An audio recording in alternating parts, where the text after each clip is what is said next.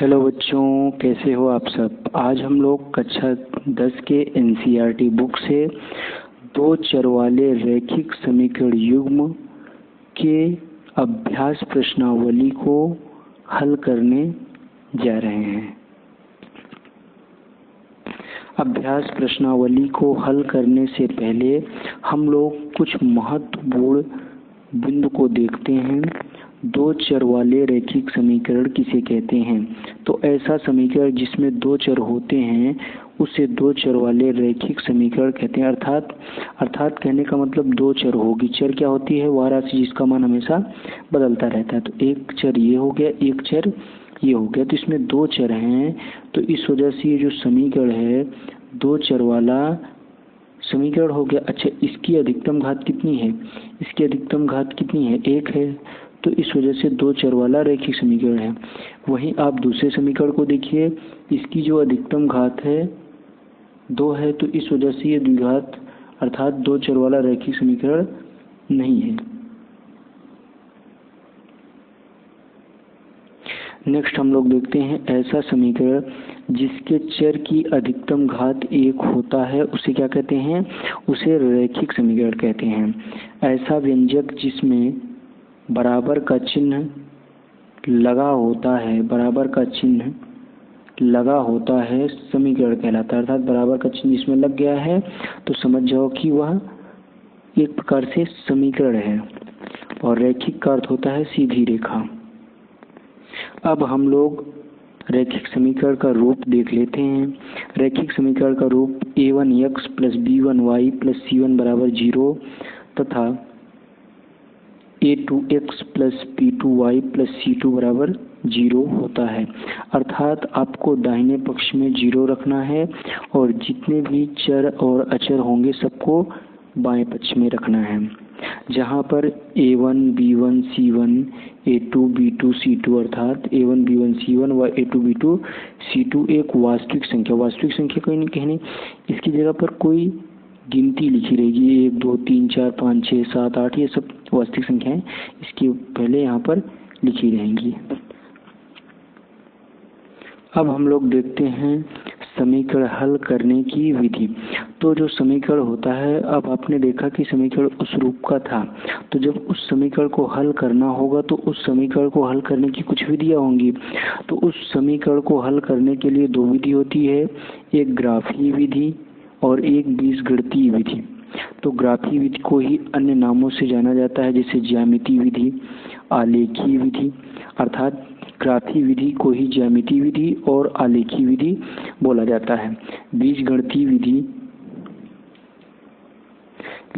विधि तीन प्रकार की होती है। एक आपकी हो गई विलोपन, दूसरा प्रतिस्थापन और तीसरा वज्र गुणन विधि। विलोपन विधि, प्रतिस्थापन विधि, वज्र गुणन विधि। ग्राफीय विधि से समीकरण को हल करने के लिए हमें निम्नलिखित बिंदुओं को ध्यान से समझना होगा।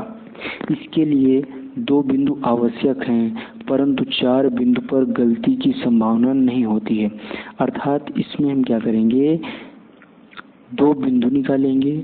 अब वो बिंदु कैसे निकाला जाएगा उसे हम लोग सवाल करते समय समझेंगे, लेकिन अभी आप ये रखिए कि हमें दो बिंदु निकालना है और चार बिंदु निकालते हैं तो गलती की संभावना नहीं होती है। तो नेक्स्ट, बिंदु XY को ग्राफ पर प्रदर्शित करके रेखा खींच लेते हैं। अर्थात जो बिंदु हमें मिलेगा उसे क्या करेंगे, ग्राफ पर प्रदर्शित करेंगे और दोनों रेखा जिस बिंदु पर एक दूसरे को काटती हैं वही दिए गए रेखा का हल होता है। अब प्रतिस्थापन विधि के लिए समीकरण 1 तथा समीकरण 2 का मान लेते हैं। अर्थात समीकरण 1 तथा 2 मान लेते हैं। कहने का मतलब जो भी दिया रहेगा तो पहले वाले समीकरण को समीकरण 1 और दूसरे वाले समीकरण को समीकरण नंबर 2 मान लेंगे। अब समीकरण 1 से एक चर को समीकरण 2 में प्रतिस्थापित कर देंगे और समीकरण को हल करने पर एक राशि का मान ज्ञात हो जाता है और ज्ञात राशि को समीकरण 1 या 2 में रखकर दूसरे चर राशि का मान ज्ञात कर लेते हैं। अब नेक्स्ट है विलोपन विधि। विलोपन विधि में क्या करते हैं, समीकरण 1 तथा समीकरण 2 में आवश्यकता अनुसार संख्या का गुणा करके किसी एक चर को विलोप कर देते हैं। ज्ञात राशि का मान ज्ञात होने के बाद समीकरण 1 तथा 2 में, यानी कहने का मतलब समीकरण 1 में रख देंगे या फिर समीकरण 2 में रख देंगे और रखकर चर राशि का मान ज्ञात कर लेते हैं। अब हम लोग वज्र गुणन विधि देखते हैं। तो इसमें हमें क्या करना होगा, तो सबसे पहले क्या करना है, इसमें हमें a1x प्लस b1y c1 बराबर 0, a2x plus b2y plus c2 बराबर 0। तो सूत्र क्या है, x बराबर b1 c1 minus b2 c2 और b2 c1 y बटा c1 a2 minus c2 a1 बराबर 1 बटा a1 b2 minus a2 b1। अब इसमें आप एक सर्कल याद रखिएगा, ये a b c। तो पहले सिर्फ हम bc से शुरू होगा, bc के बाद ca और ca के बाद ab। दूसरी बात, और गिनती पहले 1 2 फिर उसके बाद 2 1। तो पहले हमने bc लिख लिया, bc bc। अगर इसे लिखना है तो कुछ इस तरीके से हम लोग लिख लेंगे। कैसे लिखना है आपको, x बटा B C minus B C, एक बार 1 2 फिर 2 1, फिर y बटा, फिर क्या लिखेंगे सी ए माइनस सी ए, 1 2 2 1, फिर 1 बटा बी सी ए, फिर A B minus A B, 1 2 2 1। तो कुछ इस तरीके से आपका एक फॉर्मूला पैटर्न का रेडी हो जाएगा। समीकरण के हल की प्रकृति। तो जो समीकरण के हल की प्रकृति होती है वो दो प्रकार की होती है, या तो समीकरण संगत होता है या फिर समीकरण असंगत होता है। समीकरण असंगत तब होता है जब रेखाएं परस्पर समांतर होती हैं, और जब रेखाएं असमांतर होती हैं तो जाहिर सी बात है कि वो कहीं मिलेंगी ही नहीं। तो जब मिलेंगी ही नहीं तो वो कैसी हो जाएंगी, असंगत हो जाएंगी। जैसे अगर सपोज करिए कि एक ग्राफ है और यहाँ पर दोनों रेखाएं एक दूसरे को कहीं कट ही नहीं कर रही, तो कहाँ पर संगत है। तो इस वजह से अगर समांतर होंगी तो कहीं पर मिलेंगी नहीं, तो वो क्या हो जाएगा, असंगत हो जाएगा और इस चीज़ में कोई हल नहीं होता। और प्रतिबंध क्या है कि a1 बटा a2 बराबर b1 बटा b2, यानी a1 बटा a2 b1 बटा b2 के बराबर होता है, लेकिन c1 बटा c2 के बराबर नहीं होता है। अब संगत मान के लिए हम लोग देखते हैं। तो संगत मान के लिए क्या होता है, दो स्थितियां संभव हैं, या तो रेखाएं परस्पर प्रतिच्छेद करेंगी या फिर समपाती होंगी। जब प्रतिच्छेद करेंगी तो समीकरण के अद्वितीय हल होंगे, अर्थात सिर्फ एक ही हल आएगा, और समपाती होने पर समीकरण के अनेक हल होंगे। और उसके लिए प्रतिबंध क्या है कि a1 बटा a2 बराबर b1 बटा b2 बराबर c1 बटा c2, और प्रतिच्छेद करती हैं तो अद्वितीय हल होता है। और उस चीज़ में प्रतिबंध क्या होता है, a1 बटा a2 is not equal to b1 बटा b2। तो चलिए आज हम लोग देखते हैं प्रश्नावली 3.2। अब ये नई बुक में क्या हो चुका है, 3.1 हो चुका है। तो निम्न समस्याओं में रैखिक समीकरणों के युग्म बनाइए और उनके ग्राफी विधि से हल ज्ञात कीजिए। कक्षा 10 के 10 विद्यार्थियों ने एक गणित की पहेली प्रतियोगिता में भाग लिया। यदि लड़कियों की संख्या लड़कों की संख्या से 4 अधिक हो तो प्रतियोगिता में भाग लिए लड़के और लड़कियों की संख्या ज्ञात कीजिए। तो चलिए हम लोग प्रश्न का हल देखते हैं। तो क्योंकि हमें लड़के और लड़कियों की संख्या निकालनी है, तो इस वजह से हमें लड़के और लड़कियों की संख्या को मान लेना है। तो माना लड़कों की संख्या बराबर x तथा लड़कियों की संख्या बराबर y। प्रथम शर्त अनुसार क्या कर रहा है कि कुल विद्यार्थियों की संख्या 10 है, तो लड़के और लड़कियों दोनों को मिला देंगे अर्थात दोनों को जोड़ देंगे तो 10 के बराबर हो जाएंगी, क्योंकि कुल विद्यार्थी, जाहिर सी बात है कि लड़की और लड़का अगर दोनों को मिला देंगे तो कुल विद्यार्थी के बराबर हो जाएगा। तो जो पहला इक्वेशन बनेगा x प्लस वाई बराबर 10, इक्वेशन नंबर फर्स्ट। द्वितीय शर्त क्या करी है, द्वितीय शर्त ये करी कि जो लड़कियों की संख्या है लड़कों की संख्या से 4 अधिक है, तो y बराबर क्या हो जाएगा, x प्लस 4, समीकरण नंबर 2। अब इस समीकरण 1 से आप इस y को उधर पक्षांतर करेंगे, इधर प्लस का उधर जाएगा इधर प्लस का उधर गया तो क्या हो गया, माइनस का हो गया। तो x बराबर 10 माइनस वाई। अब हमें क्या करना है, इस y की जगह पर अपने से सब कुछ भी वैल्यू रखिए आप। तो यहाँ पर मैंने क्या किया कि x y की जगह पे मैंने 10 रखा। अब ये 10 कहाँ से आया, ये 10 कहाँ से आया, ये 10 आप कहीं से भी रखिए, अपने विचार से कुछ भी रख दीजिए, 10 रख दीजिए, 0 रख दीजिए, 5 रख दीजिए, -6 रख दीजिए, यानी कुछ भी रख दीजिए। तो y की जगह अपने मैंने 10 रख दिया। तो जब 10 रखोगे तो यहाँ पर ये 10 हो जाएगा, तो 10 में 10 गए 0, तो x का मान कितना आ जाएगा, 0 आ जाएगा। फिर मैं यहाँ पर 0 रख दूँगा, तो 10 में 0 घटाऊँगा तो कितना आ जाएगा, 10। फिर अब आपको अन्य यानी 2 मान रखने पर ही आपका सवाल हल हो जाएगा। लेकिन अगर आप 2 और ले लेते हैं तो सवाल में गलती होने की संभावना कम हो जाती है। जैसे यहाँ पर हम 6 रखेंगे तो 10 में 6 गए 4, और अगर 4 रखेंगे तो 10 में से 4 गए 6। समीकरण 2 से अब आप देख लीजिए, समीकरण नंबर 2 से क्या हुआ है, y बराबर x प्लस 4, ये कहाँ से आ गया, तो ये समीकरण नंबर 2 दिया है, इसी को सेम टू सेम क्या कर लिया गया है, उतार लिया गया है। तो x और y इस तरीके से आप एक सारणी बनानी है। अब वहाँ पर अगर मैं 0 रखूँगा x की जगह पे, और x जब मैं 4 रख रहा हूँ, तो x जब -4 रखेंगे तो ये -4 प्लस 4 0 कर देगा। 0 रखेंगे तो यहाँ क्या बचेगा, सिर्फ 4, और अगर 6 रख देंगे तो 6 4 10, -2 रखेंगे तो -2, 4 में से 2 घटा देंगे कितना बचेगा, 2। तो ये सारे निर्देशांक मिल गए। अब इन सारे निर्देशांकों को क्या करेंगे, निर्देशांक ये कहाँ से मिल गया, देखिए 0, 10, क्योंकि पहले x लिखा जाता है फिर y लिखा जाता है। तो 0, 10, 10, 0, 4, 6, 6, 4, -4, 0, 0, 4, 6, 10, -2, 2। इन सबको क्या करेंगे, ग्राफ पर अंकित करेंगे। कहाँ अंकित करेंगे, ग्राफ पर अंकित करेंगे। दिए गए समीकरण को ग्राफ पर कुछ इस तरीके से अंकित करना है आपको। तो सर्वप्रथम आपको क्या करना है, एक ग्राफ खींच लेना है। अब आपका जब ग्राफ रेडी हो जाएगा तो आप जो दिए गए निर्देशांक होंगे, जैसे पहले 10, 0, तो पहले आप x अक्ष पे चलेंगे तो 10 कदम, और y अक्ष पे आपको चलना ही नहीं, तो यहाँ पर मिल गया। फिर दूसरा निर्देशांक आपको कह रहा था कि 0, 10, तो x अक्ष पे आप नहीं चलना है, तो y अक्ष पे कितना चलना है, 10। तो यहाँ से क्योंकि मूल बिंदु जहाँ से हम स्टार्ट करेंगे, तो हम लोग कहाँ से स्टार्ट करेंगे चलना, हम लोग चलना स्टार्ट करेंगे मूल बिंदु से। तो यहाँ से चलना स्टार्ट करेंगे तो 10 कदम यहाँ पर, फिर इन दोनों क्या कर देना है, मिला देना है। फिर क्या करेंगे, दूसरा निर्देशांक हमारे पास कितना है, हमारा दूसरा निर्देशांक हमारे पास है -4, 0, तो x अक्ष पे -4 चलना है और y अक्ष पे आपको नहीं चलना है।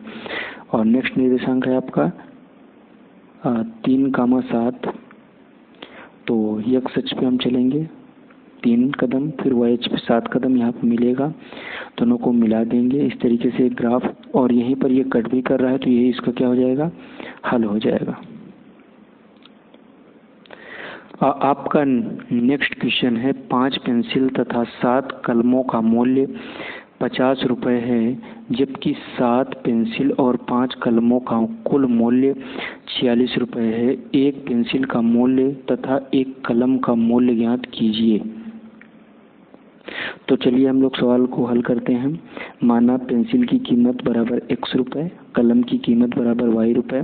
प्रथम शर्तानुसार 5 पेंसिल है और जो कलम है आपका 7 कलम है, तो 5 पेंसिल और 7 कलम का कुल मूल्य कितना रुपए है, 50 रुपये। द्वितीय शर्तानुसार 7 आपकी पेंसिल है और 5 आपके क्या हैं, कलम है, तो इन सब का कीमत कुल मिला के कितना है, 46 रुपये। तो समीकरण 1 रेडी हो गया, समीकरण नंबर 2 रेडी हो गया। अब समीकरण 1 से हम लोग क्या करेंगे, इसके बिंदु निकालेंगे। तो समीकरण 1 से 5x और ये 7y उधर जाएगा, माइनस का हो जाएगा, 5 इधर गुणा में इधर जाएगा, भाग में हो जाएगा। अब हम क्या करेंगे, y की जगह पे कुछ भी वैल्यू रखेंगे। तो चलिए एक बार 0 रखते हैं, तो जब 0 रखेंगे तो पूरा 0 हो जाएगा, 50/10 बचेगा, और 10 5 10 50, तो y की वैल्यू कितनी है, x की वैल्यू कितनी आ जाएगी, 10। अब यहाँ पे हम रख देते हैं 10, तो 10 7 70, और 70 में से 50 घटा देंगे तो बचेगा कितना, -20, और -20 में अगर हम 5 से डिवाइड करते हैं तो 5 चौको 20 माइनस 4, तो इसका निर्देशांक कितना है 10, 0 और इसका निर्देशांक -4, 10। समीकरण 2 से 7x बराबर 46 माइनस 5y, ये 5y इधर था और दूसरे पक्ष में गया तो -5y हो गया। अब ये 7 इधर गुणा में उधर जाएगा, भाग में हो जाएगा। अब हम इस y की जगह पे कोई भी वैल्यू अपने से सब्स्टिट्यूट करेंगे, तो यहाँ पर मैं -2 रख रहा हूँ, तो 5 दूनी 10 प्लस का हो जाएगा और 46 में 10 जोड़ देंगे तो 56 हो जाएगा और 7 से 56 में डिवाइड करेंगे तो 7 8 56, तो आपका कितना आ जाएगा 56 आ जाएगा, अर्थात 46 माइनस और 5 उड़ते -2/7। अब देखिए इसको आप अगर हल करेंगे तो 46 5 दूनी 10/7 और ये दोनों 56, 56/7, 7 8 56, तो ये आपका कितना आ जाएगा 8 आ जाएगा। और 5 रखते हैं तो 5 5 25 और 25 46 में से 25 घटाएंगे तो आपका कितना बचेगा 46 में से 25 आप घटा दीजिए, 46 माइनस 25 तो 1 21 और इसमें हमें क्या करना है 7 से डिवाइड करना है, तो 7 3 21, तो कितना आ जाएगा 3, तो आपको 3 लिख लेना है, तो 3 हो गया। तो जो इसका निर्देशांक होगा 8, -2, 3, 5। बिंदु ग्राफ पर अंकित करने पर, तो दिए गए बिंदु को हम क्या करेंगे ग्राफ पर अंकित कर लेंगे।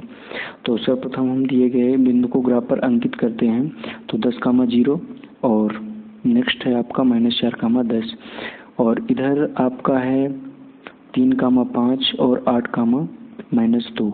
तो इस एक ग्राफ इस एक रैखिक समीकरण इसका खींचना है और एक रैखिक समीकरण इसका खींचना है और रैखिक समीकरण खींचने पर ये आपका ग्राफ रेडी हो गया। अतः जो पेंसिल की कीमत है 3 है और कलम की कीमत कितनी है 5 है। तो चलिए नेक्स्ट क्वेश्चन की ओर चलते हैं। अब आपका दूसरा क्वेश्चन है अनुपात A1/A2, B1/B2 और C1/C2 की तुलना कर ज्ञात कीजिए कि निम्न समीकरण युग्म द्वारा निरूपित रेखाएं एक बिंदु पर प्रतिच्छेद करती हैं या फिर समांतर हैं अथवा समपाती हैं। तो यहाँ पर दिए गए समीकरण 1 2 3 हैं। तो सर्वप्रथम हम लोग पहले वाले को हल करते हैं। तो दिया गया समीकरण एक ये हो गया और दूसरा समीकरण ये हो गया। दोनों समीकरण को दो चर वाले रैखिक समीकरण से तुलना करेंगे तो A1 का मान कितना हो जाएगा 5, B1 का मान -2 और C1 का मान 8, A2 का मान 7, B2 का मान 6 और C2 का मान -9। अब हम लोग क्या करेंगे, अब हम लोग A1/A2 निकालेंगे 5/7, B1/B2 निकालेंगे तो -4/6। अब इसको क्या करेंगे 2 से काट देंगे तो 2 दूनी 4, 2 3 6, तो -2/3 बच रहा है। तो आपको पता है कि ये वाला मान और ये वाला मान परस्पर बराबर नहीं है, तो लिख देंगे A1/A2 is not equal to B1/B2।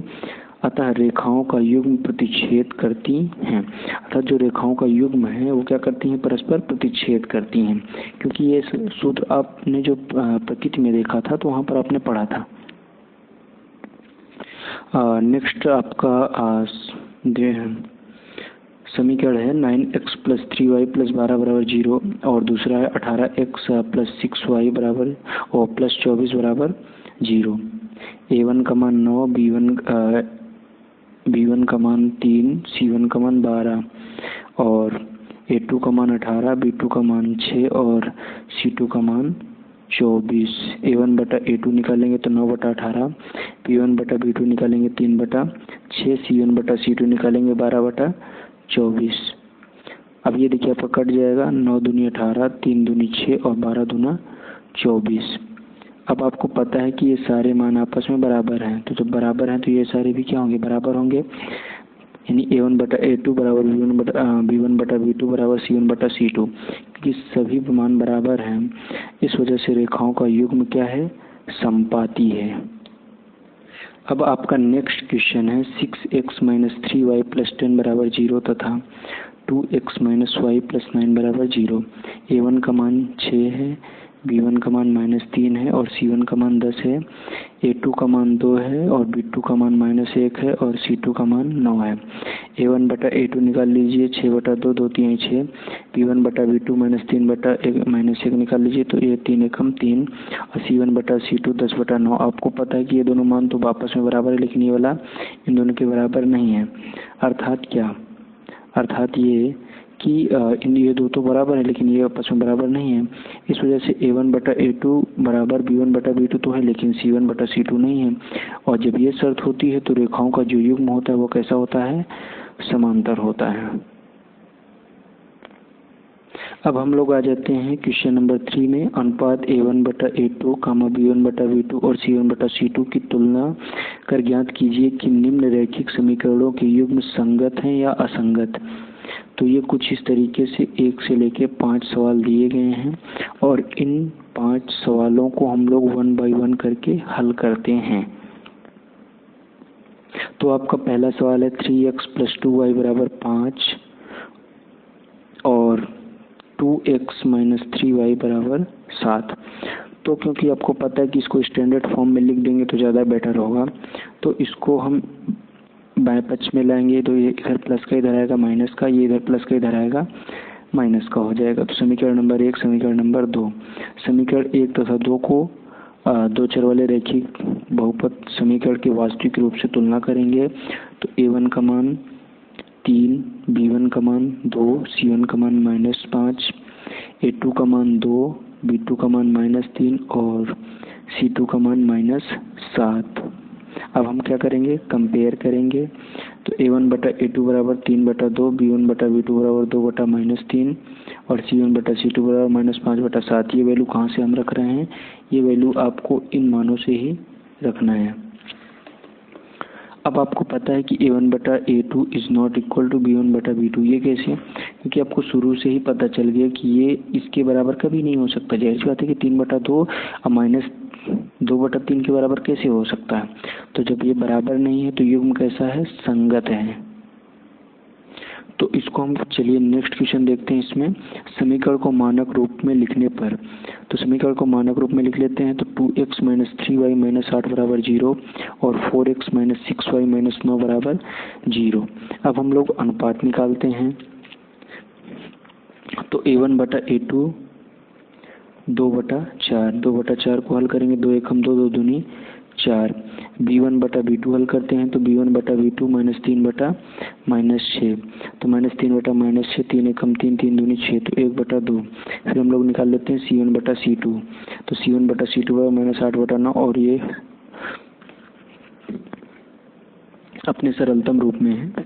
तो आपको शुरू से ही पता चल गया कि शुरू के दो तो बराबर हैं, अर्थात A1 बटा A2 B1 बटा B2 के बराबर तो है, लेकिन C1 बटा C2 के बराबर नहीं है। तो जब बराबर नहीं होता तो युग्म कैसा है, असंगत है।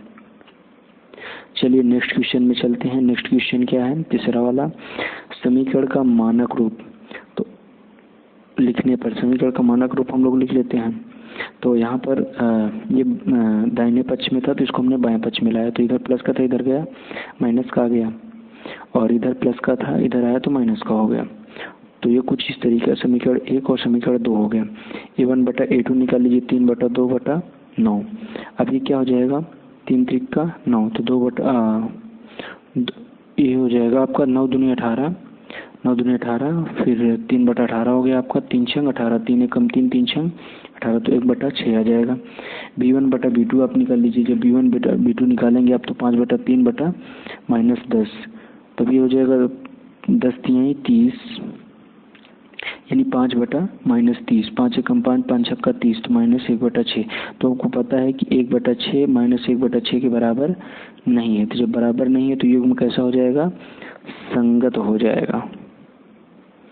अब है नेक्स्ट समीकरण का मानक रूप 5x - 3y - 11 बराबर 0 और दूसरा है -10x + 6y + 22 बराबर 0। तो हम क्या करेंगे, A1 बटा A2 B1 बटा B2 C1 बटा C2 का मान निकालेंगे। तो यानी 5 बटा -10 -3 बटा 6 और 11 बटा -11/22। तो सबको हल करने पर आपका जो मान है सारे वैल्यू -1/2 आते हैं, अर्थात सारे वैल्यू बराबर हैं, अर्थात सारे अनुपात बराबर हैं। A1/A2, B1/B2 और C1/C2 क्या है, बराबर है। तो यह जो युग्म है कैसा है, संगत है। नेक्स्ट जो है आपका मानक रूप में लिखने पर, तो मानक रूप में लिखेंगे इसको तो 4/3 x + 2y - 8 = 0 और 2x + 3y - 12 = 0। A1/A2 निकालेंगे आप तो 4/3/2, 3 दूनी 6, तो 4/6 और इसको आप सिंप्लीफाई करेंगे तो 2/3 आ जाएगा। अब B1/B2 निकाल लीजिए, तो B1/B2 यानी 2/3, तो ये भी आ गया आपका, आ गया 2/3। और C1/C2 यानी -8/12, इसको सिंप्लीफाई करेंगे तो 4 दूनी 8, 4 3 12, अर्थात A1/A2, B1/B2 और C1/C2 आपस में क्या है, बराबर हैं। जब आपस में बराबर हैं तो जो युग्म होगा कैसा होगा, संगत होगा। चलिए अब हम लोग चलते हैं क्वेश्चन नंबर 4 में। इसमें कह रहा है कि निम्न रैखिक समीकरणों के युग्म में से कौन सा युग्म संगत असंगत है। यदि संगत है तो ग्राफीय विधि से हल कीजिए। तो 1 से लेकर 4 तक सवाल हैं और एक एक करके चलिए हम इन प्रश्नों का हल देखते हैं।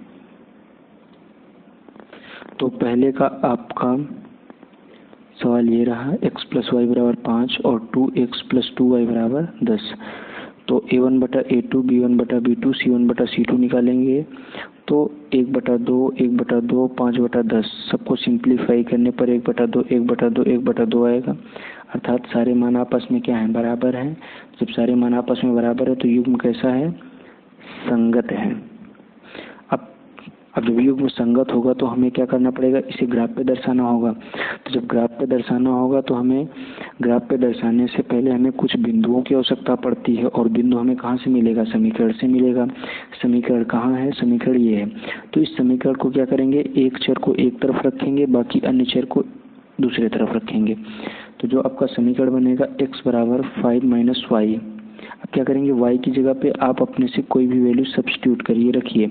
तो यहाँ पर हम क्या कर रहे हैं, y की जगह पे 0 रख दे रहे हैं, तो 5 में 0 घटाएंगे तो 5 बचेगा। अब यहाँ पे 5 रख दे रहे हैं, तो y की जगह पे 5 रखेंगे तो 5 में 5 के 0, तो आपका आ जाएगा 0, अर्थात जो इसके बिंदु होंगे 5, 0 और 0, 5। समीकरण 2 को जो आप एक चर में व्यक्त करेंगे तो 10 - 2y/7 आ जाएगा बटा 2। अब क्या करेंगे, यहाँ पर हमने 0 रखा, तो जब 0 रखेंगे तो पूरा 0 हो जाएगा, बचेगा 10/2 और 2 से 2 पंचे 10, तो 5 आ जाएगा। फिर यहाँ पर अगर हम 5 रख दें, यानी y की जगह 5 रख देंगे तो 5 दूनी 10, 10 में से 10 गए 0, और 0 में अगर हम 2 से भाग देंगे तो कितना आ जाएगा, 0। तो जो पहला इसका बिंदु मिला 5, 0 और 0, 5। अब दिए गए बिंदुओं को ग्राफ पर प्रदर्शित कर देते हैं। अब दिए गए बिंदु को आपको पता है कि जो आपके निर्देशांक थे, जो बिंदु थे 5, 0 और 0, 5 हैं, तो x अक्ष पे 1, 2, 3, 4, 5 कदम चलना है। फिर y अक्ष पर 1, 2, 3, 4, 5, तो यहाँ एक बिंदु यहाँ पर मिल गया और एक बिंदु यहाँ पर मिल गया। अब इन दोनों बिंदुओं के होते हुए पटरी की सहायता से एक सीधी रेखा खींच देनी है, जो कि आपका एक ग्राफीय निरूपण हो जाएगा। सवाल नंबर 2 इसी का, x - 2y = 8, 3x - 3y = 16। A1/A2 आपका 1/3, B1/B2 भी 1/3 और C1/C2 कितना आ गया, 1/2। A1/A2 B1/B2 के बराबर है, लेकिन C1/C2 के बराबर नहीं है। इस वजह से जो युग्म है कैसा है, असंगत है, अतः कोई हल नहीं है। तो चलिए नेक्स्ट क्वेश्चन देखते हैं। अब है आपका प्रश्नोत्तर संख्या 4 का तीसरा, 2x + y - 6 = 0, 4x - 2y - 4 = 0। A1/A2 आपका हो जाएगा 2/4, B1/B2 -1/2 और C1/C2 -6 - 4। अब आपको क्या करना है, A1/A2 आपको शुरू में ही पता चल गया कि A1/A2 B1/B2 के बराबर नहीं है, तो युग्म क्या होगा, संगत होगा। युग्म क्या होगा, संगत होगा। जब युग्म संगत होगा तो इसे हम दिए गए ग्राफ में कुछ इस तरीके से निरूपित कर सकते हैं। तो आप इसका स्क्रीनशॉट ले लीजिए और आगे हम लोग समझते हैं कि ये किस तरीके से निरूपित किया गया है। तो समीकरण 1 से y बराबर 6 माइनस 2x, अब x की जगह पे हम अपने से वैल्यू सब्स्टिट्यूट करेंगे। तो x की अब 3 रखेंगे तो 3 दूनी 6, 6 में 6 गए 0। अब x की 0 रखेंगे तो ये पूरा 0 हो जाएगा, तो कितना बचेगा 6। तो 0 रखने पर 6। तो बेसिकली करना क्या हो, ये वैल्यू आप कहाँ से रख रहे हैं, तो ये वैल्यू आप अपने मन में कोई भी अंक ले लीजिए और वही अंक यहाँ पर रख दीजिए, और जो भी वैल्यू y की आए उसे आप लिख दीजिए। फिर बिंदु लिख लीजिए 3, 0, 0, 6। अब इसे हमें क्या करना पड़ेगा, ग्राफ में निरूपित करना पड़ेगा। समीकरण 2 से 4x बराबर 4 + 2y और x बराबर, अब ये 4 इधर चला जाएगा तो 4 + 2y बटा 4। अब इससे हम क्या करेंगे कि एक सारणी तैयार करेंगे x, y और बिंदु का, तो निर्देशांकों के लिए। तो अगर हम यहाँ पर y की जगह 0 रखते हैं तो पूरा 0 हो जाएगा, 4 बटा 4, 4 एकम 4, तो 1 आ जाएगा। अब यहाँ पर हम अपने विचार से रख देते हैं -2। जब -2 रखेंगे तो 2 दूनी 4, -2 और ये प्लस का 4, ये माइनस का 4, तो पूरा 0 हो जाएगा। 4 में 0 से डिवाइड करेंगे तो कितना आ जाएगा, 0 आ जाएगा। अब दिए गए ग्राफ को हम क्या करते हैं, बिंदुओं को जो हम लोग ग्राफ पे निरूपित कर देते हैं। तो कुछ इस तरह से आपको क्या करना है, दिए गए ग्राफ का ग्राफी निरूपण कर लेना है। तो ये रहा आपका चौथा क्वेश्चन। 2x - 2y - 2 बराबर 0, 4x - 4y - 5 बराबर 0। a1 बटा a2, b1 बटा b2 और c1 बटा c2 निकालेंगे तो सारे मान, शुरू के 2 मान तो बराबर आ रहे हैं लेकिन तीसरा वाला मान बराबर नहीं आ रहा है। तो क्या हो जाएगा, शुरू के 2 मान अर्थात शुरू के दो अनुपात है, उन अनुपात का मान तो बराबर है लेकिन तीसरे वाले अनुपात का मान बराबर नहीं है। तो युग्म क्या है, असंगत है। जब असंगत होगा तो युग्म का कोई हल नहीं है, तो हम लोग इसे ग्राफ पर निरूपित नहीं करेंगे। चलिए नेक्स्ट क्वेश्चन की ओर चलते हैं। आपका नेक्स्ट क्वेश्चन है, एक आयताकार बाग जिसकी लंबाई चौड़ाई से 4 मीटर अधिक है का अर्ध परिमाप 36 मीटर है, बाग की विमाएं ज्ञात कीजिए। तो प्रश्नोत्तर संख्या 5। तो माना बाग की लंबाई बराबर x, तो आपको बाग की लंबाई x मान लेनी है और चौड़ाई क्या मान लेनी है, y मान लेनी है। अब प्रथम शर्त ये कह रहा है कि जो बाग की लंबाई है चौड़ाई से 4 मीटर अधिक है, तो प्रथम समीकरण बन गया। द्वितीय शर्त ये कह रही है कि जो अर्ध परिमाप है वो 36 है। अर्ध परिमाप कितना है, 36 है। तो अर्ध परिमाप बराबर क्या होता है, लंबाई प्लस चौड़ाई। लंबाई हमने x माना है, चौड़ाई हमने क्या माना है, y माना है। तो x + y बराबर 36 दूसरा समीकरण बन गया। अब समीकरण 1 से बिंदु निकाल लेंगे और समीकरण 2 से क्या निकाल लेंगे, बिंदु निकाल लेंगे। तो समीकरण 1 से x बराबर y + 4, तो अब यहाँ पर y की जगह पर हम एक बार 0 रखेंगे, एक बार -4 रखेंगे। और 0 रखने पर कितना आ जाएगा, 4, और -4 रखने पर कितना आ जाएगा, 0 आ जाएगा। अब समीकरण 2 से x बराबर 36 - y। अब 18 रखेंगे तो कितना आ जाएगा, 18, और 20 रखेंगे तो कितना आ जाएगा, 16। तो 18, 18 और 16, 20। अब इन बिंदुओं को हम लोग ग्राफ पे अंकित करेंगे। तो कुछ इस तरीके से आपको ट्राई करना है ग्राफ पर निरूपित करने के लिए। क्वेश्चन नंबर 6, आपको क्या करना है कि एक समीकरण दिया है और इस समीकरण से एक ऐसा समीकरण बनाना है जो कि प्रतिच्छेद करती है। तो प्रतिच्छेद करने के लिए वाली शर्त ये होती है कि शुरू के 2 मान आपस में बराबर, मतलब जो a1 बटा a2 हो और b1 बटा b2 हो, उनका अनुपात आपस में बराबर ना हो। अर्थात a1 बटा a2 और b1 बटा b2 का जो अनुपात है आपस में बराबर, तो इसमें 1/2 आ जाएगा, इसमें 1/3 आ जाएगा। तो 1/2 1/3 के बराबर नहीं है, तो इस वजह से आपका सही हो जाएगा। अब इस तरीके से हर बच्चा अलग अलग अपने अनुसार बना सकता है। समांतर के लिए क्या होता है कि इन दोनों का अनुपात तो बराबर होगा, इसका 1/2, इसका भी 1/2, लेकिन इसका अनुपात आपस में बराबर नहीं है, तो ये क्या हो जाएगा, समांतर हो जाएगा। असंपाती के लिए सारे मान बराबर होते हैं, तो हम क्या करते हैं, इसमें 3 का गुणा कर देते हैं। तो 3 दूनी 6, 3 त्रिक 9, 3 छंग 8 त्रिक 24 और ये आपका 0। तो ये संपत्ति के लिए हो गया। आपका 7वां क्वेश्चन है समीकरण x माइनस वाई प्लस 1 बराबर 0 और 3x माइनस 2y माइनस 12 का एक ग्राफ खींचिए। x अक्ष और इन रेखाओं से बने त्रिभुज के शीर्षों की निर्देशांक ज्ञात कीजिए और त्रिभुजाकार पटल को छायांकित कीजिए। x माइनस वाई प्लस 1 बराबर 0, 3x प्लस 2y माइनस 12 बराबर 0। समीकरण 1 से x बराबर y इधर माइनस के इधर गया प्लस का, 1 इधर प्लस का इधर गया माइनस का, तो x बराबर y माइनस 1। अब इससे हम क्या करेंगे, एक सारणी तैयार करेंगे x y और निर्देशांक का। अब यहाँ पर वैल्यू हम लोग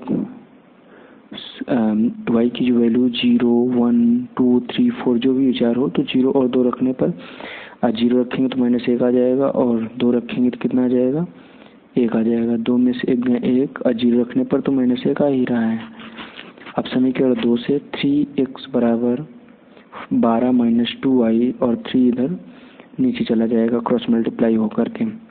अब x y और बिंदु का हम क्या करेंगे, एक सारणी तैयार करेंगे और दिए गए सारणी को क्या करते हैं, 0 और 3 रखते हैं कहाँ, y की जगह पे। अब 0 और 3 ही क्यों रखा जाए, तो आप कुछ भी रखिए, यहाँ पर आपको अपने मनपसंद कुछ भी वैल्यू आप रख दीजिए। तो 0 रखने थोड़ा आसान हो जाता है, तो 0 हमेशा रखने का प्रयास करिए। 0 रखने पर 4 आ जाएगा, 3 रखने पर कितना आ जाएगा, 2। तो आपका निर्देशांक 4, 0 और 2, 3 रेडी है। अब दिए गए बिंदुओं को हमें क्या करना है, इसको इसको इसको और इसको ग्राफ पर निरूपित करना है। तो दिए गए बिंदुओं को हम कुछ इस तरीके से ग्राफ पर निरूपित कर सकते हैं और उनके निर्देशांक अर्थात जो आपका त्रिभुज रेडी हो रहा है तो उसके निर्देशांक -1, 0, 4, 0 और 2, 3 है। धन्यवाद। मिलेंगे नेक्स्ट वीडियो में और विस्तार से समझने के लिए कमेंट करें ताकि इस टॉपिक पर और विस्तार से वीडियो बनाई जा सके।